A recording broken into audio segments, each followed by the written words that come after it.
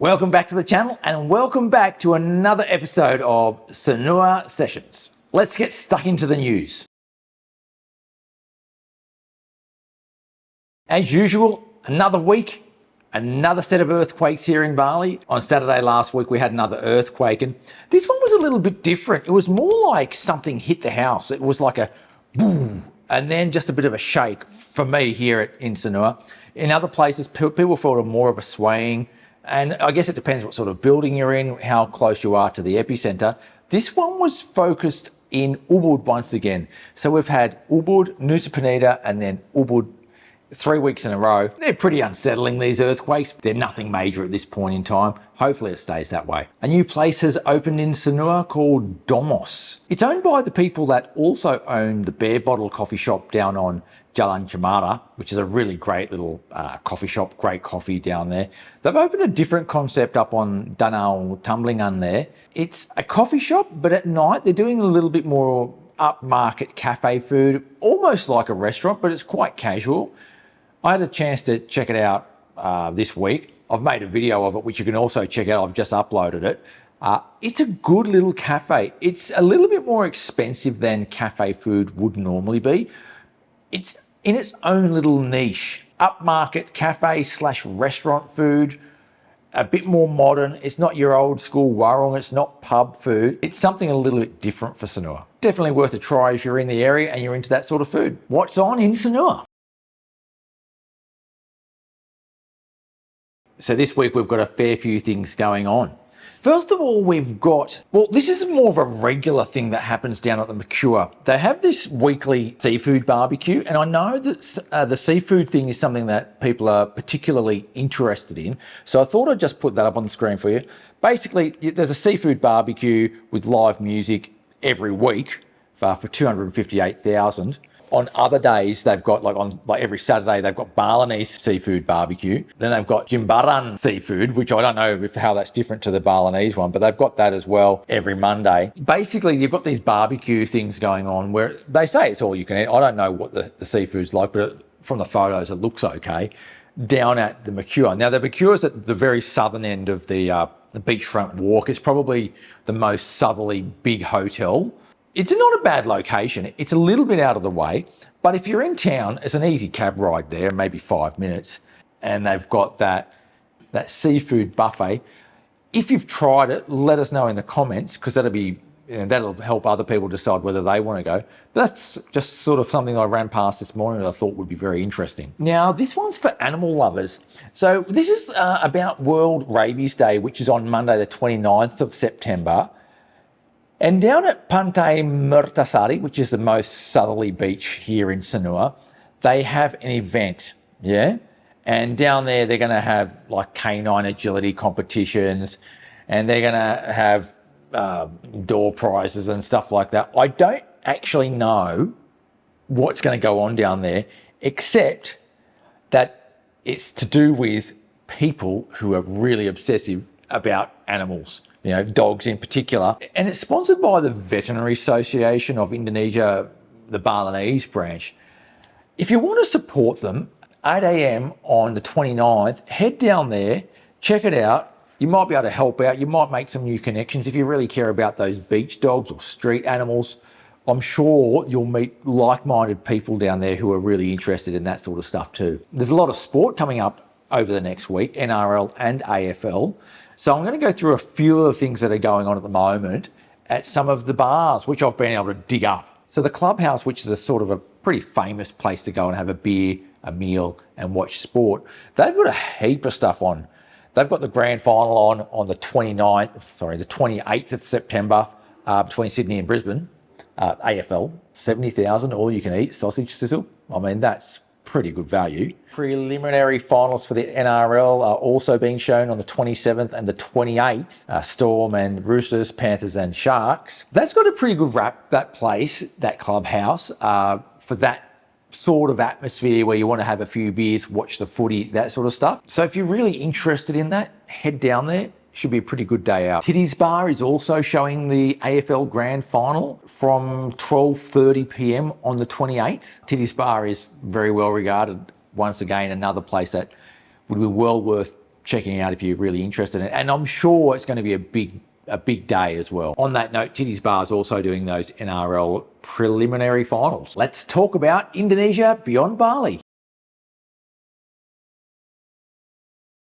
If you've watched any of these Sanur sessions in the past, you know that I really love Indonesia and I've travelled quite extensively around the country. On previous episodes, I've focused on those areas that are really easy to get to: Yogyakarta and Flores, Labuan Bajo. The next place we're going to talk about this time is called Lake Toba, and this is a little bit more difficult to get to because it's on the island of Sumatra, and getting to Sumatra from Bali requires a couple of flights. In fact, it might be easier if you're coming from somewhere like Europe or Australia to actually transit in somewhere like Kuala Lumpur or Singapore. The main entry airport into Lake Toba is through the city of Medan. And while there is an airport around Lake Toba these days, most flights are going into Medan, where you'll transfer into a car or a bus or whatever your form of transport is overland, for about a 2 or 3 hour drive down to Lake Toba. So let me talk about Lake Toba specifically.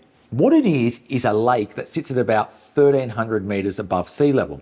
And what it used to be is a massive big volcano that exploded about 70,000 years ago.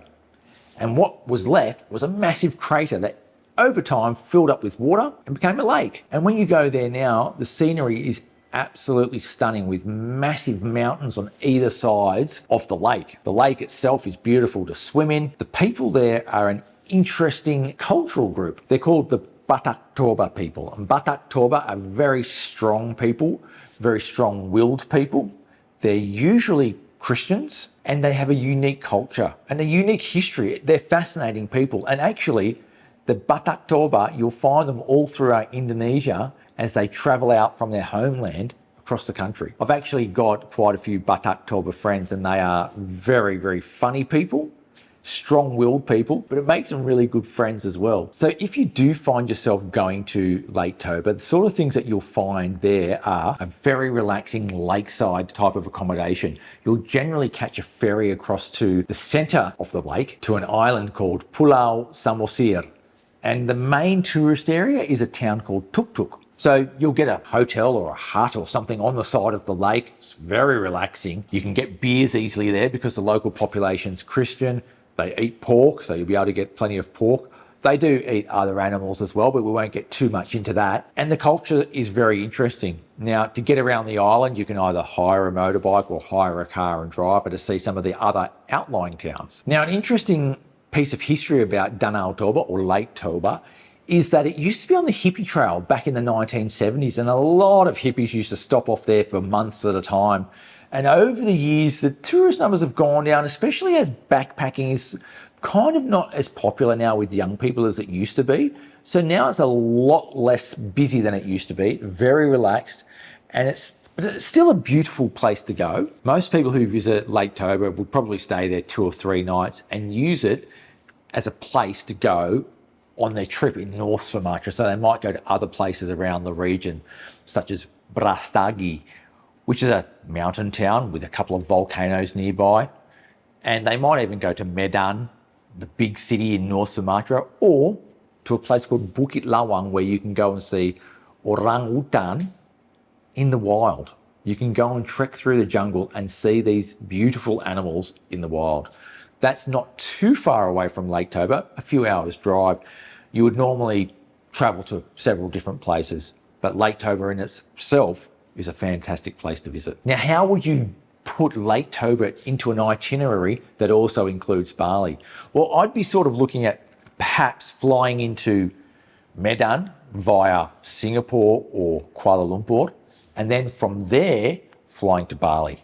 And you can do that pretty easily because the transit points from Medan to Bali are either Jakarta, Singapore, or Kuala Lumpur. It doesn't really matter that you need to go out of the country to come back down again. You used to be able to transit through the city of Bandung as well. I'm not sure if you still can do that, but I know that you used to be able to, because I used to catch the plane from Bandung to Bali that I know used to have, that had come from Medan. Not sure if it's still operational, but there are a few different places you can transit, and those internal flights are pretty easy to book as well. But what I can say about Lake Toba is it's a fascinating and fantastically relaxing place to go different to Bali.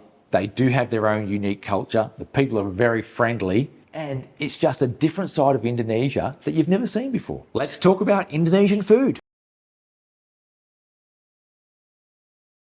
Today I want to talk about bubur ayam. Now, bubur ayam is basically a rice porridge. You know, sometimes we hear about Chinese food and we hear of congee, which is rice porridge. Well, this is the Indonesian version of rice porridge with chicken, and it's absolutely beautiful.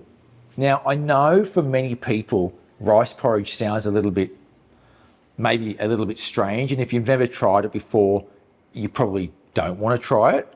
But it's something that once you try, you'll regret never having tried it before. It's a very simple dish. It's rice, which has had liquid added to it, and that liquid draws out the starches of the rice, and as the water evaporates, or the stock, if you're using a stock instead of a water, evaporates, you're left with a starchy rice that sort of breaks down a bit, much in the way that normal oat porridge might. You know, if you have porridge that we might have in the Western world made of oats, it releases that starch, which then thickens things up as the water boils off. And that's what rice porridge is. It's a very similar thing. And if you add stock instead of water, you get a flavour to that rice porridge that can be quite savoury, like a chicken stock. Then you add your toppings. You might add, well, you'll usually for bubur ayam, you'll add shredded chicken. You'll have little bits of green onion on top. You might even have some salty cabbage, which sounds really weird and maybe a little bit disgusting if you're not into weird food, is a flavour bomb that you just mix a little bit of it through the rest of that rice porridge. And when you scoop it up, that sort of a little bit plain flavoured rice porridge hits that saltiness. It is unbelievable. Just a flavour bomb. I absolutely love it. It's a bit of a comfort food. I used to be freaked out by bubur ayam before I tried it. I honestly didn't really have any interest. I thought it was a little bit weird. But after you've had it, it becomes the least weird food that you can think of, and it's so nice. The other thing that goes hand in hand with bubur ayam is cakwe.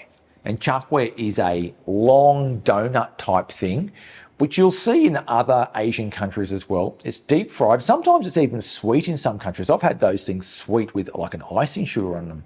But these are a deep fried savoury donut, but it's not in a donut shape, so it's just long. And those things are chopped up, or you can get a serving of them in the full length, and you eat those with your rice porridge. Now, you've got two choices. You can either mix it all through and all the ingredients through, so you've got a mixed rice porridge, or you can eat the individual components separately. And there's a really classic debate among Indonesians about whether you should mix all the ingredients together or eat them one by one. And your favourite way of eating it is going to be different from someone else's favourite way of eating it. And it's just a classic debate. It's a really funny thing to talk about. I absolutely love bubur ayam. It's available pretty widely in Bali. You'll be able to find it even at some cafes. I think Cafe Batu Jimbar has a pretty good one. A mate of mine used to have the bubur ayam up there quite a lot. If you see it on the menu, check it out. It can be eaten for breakfast or dinner. I mean, it's normally a breakfast food, but have it anytime, it doesn't really matter. It's savoury, it's beautiful, it's quite filling, and it's not weird, and yeah, a classic Indonesian dish. Let's talk about the weather. I don't use the weather apps, I just stick my head out the window and look at the sky, and the weather at the moment is hot and sunny.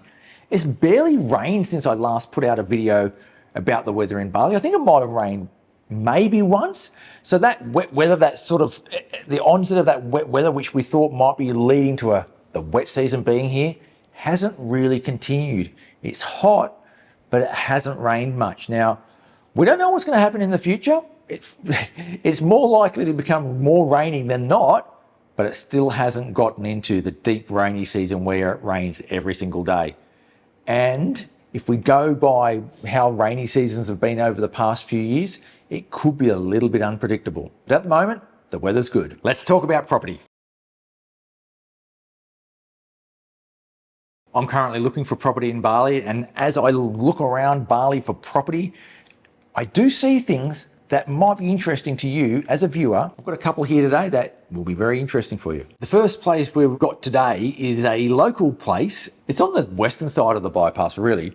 It's 70 million per year, minimum term of 5 years. So you'd be paying 350 million upfront for 5 years, which is a cheap place. That is cheap for Sanur. Very cheap, actually. But what you get is a more of a local style house. And the reason why I picked this one out is I wanted to show you what you get when you look for a local place. It's miles cheaper when you don't have a lot of those modern villa bells and whistles, miles cheaper, but it might not be up to your standard. So let's have a look at it. The land size is 400 square meters, which is very big for Sanur. The building size is 250 square meters, which is quite large. So it's 6 bedrooms and it looks quite interesting. It's not furnished and it's a traditional Balinese style, but it could be useful if you're on a budget. A really interesting place. And it just goes to show that if you want something of a Western style or a villa style, you pay through the nose for it because they know you've got the money and you'll pay it. You're competing with people coming over to Bali loaded up with cash and they're splashing cash and you're competing with them for the same villas.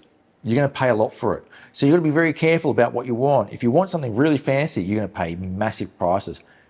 You look for a local home and you can get something like that for a much more affordable price. It's pretty interesting. And now for something a little bit different, which is just out of Sanur. Now we all love Sanur, but we know it's a little bit more expensive than other areas of Bali. Now, just up the road from Sanur is a place called Ketawel, yeah? And I've got a place here, which is located in Ketawel. It's 7 million per month. So it's really cheap, really cheap. And just look at these photos. A nice sort of triangle shaped building, perfect for a couple or even if you're on your own, it looks perfect as well. Out in the rice fields. It is fairly remote. It's a long way from Sanur. Well, is it a long way from, it depends how long you've got, it depends if you've got your own transport or not. But if there's no traffic, it would only be probably 15 minutes to Sanur. It's just up the road. And a lot of people who are priced out of Sanur have sort of migrated up the coast a bit, past the big roundabout up there and then up towards the east coast. Nowhere near as far as Chandidasa or anything like that. But on that coast that goes up towards Chandidasa, a lot of people are moving up to that area. And Ketawel is one of those places. The beach is only 3 minutes away. There's a convenience store 3 minutes away. The harbour, it says here, harbour is only 15 minutes away. Now, it depends on traffic because we know if the traffic's bad, it can be a long process getting anywhere. But 15 minutes to no traffic.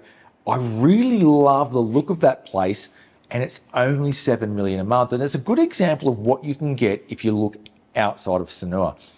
So, keep your options open, keep your mind open to what might be available if you really are looking at buying property or renting property here in Bali because there are so many different options for you. Freehold, leasehold, monthly, in Sanur beachside, in Sanur west side, just out of Sanur in somewhere like Renon or Denpasar where it's a bit more of a city vibe or a bit more suburban vibe. Or going up the coast of Ketawel. There are so many different options for you that don't just get fixated, I must be beachside within walking distance of that beach.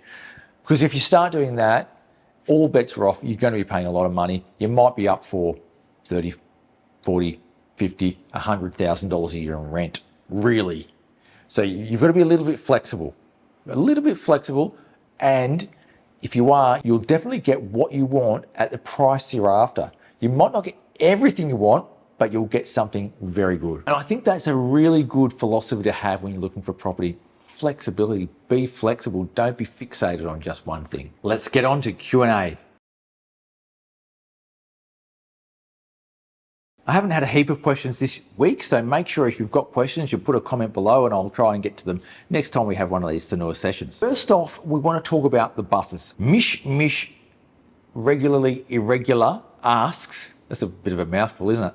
Asks, do you need to double tap the card if you have 2 people, or do you need 2 cards for each person, or 1 card for each person if you're catching the bus? And the answer is you need 2 cards. You can't like have 1 card and tap twice for 2 people. You need 2 cards. And those money cards, that is one of the big issues, is to where to find them. Have a look at the BNI Bank in the Icon Mall and the BCA Bank up on the bypass. They reportedly have more stock than the mini markets at the moment. Check them out. Let us know in the comments if that rings true. Jackie Brown asks, do the buses run at night and are they safe? They do run at night and they are safe.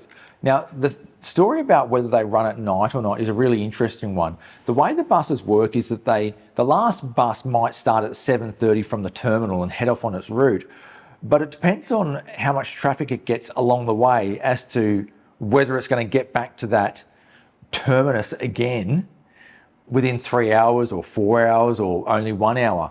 So if it has a really good run, it might swing past your bus stop earlier than you expect.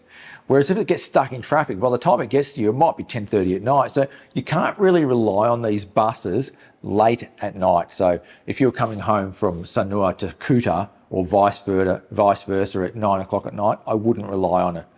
But you might get lucky and find one swinging by and then you could just jump on by looking at that Mitra Darat app. And that wraps up Q&A and another episode of Sanur Sessions for this week. These Sanur Sessions are not weekly episodes. They have been for the past 4 weeks, but they definitely won't be next week because I won't be around. And they won't be weekly going forward. They'll be only when I've got enough news or questions for me to be able to create a long video for them. And also whether I've got enough time. I don't always have enough time to create these videos. So if life gets in the way, I might skip a few. And as I said in my very first Sanur Sessions, these really are your irregular update on all things Sanur. So thanks again for watching. Make sure you hit that subscribe button to keep up to date with all things Sanur. I'll catch you next time.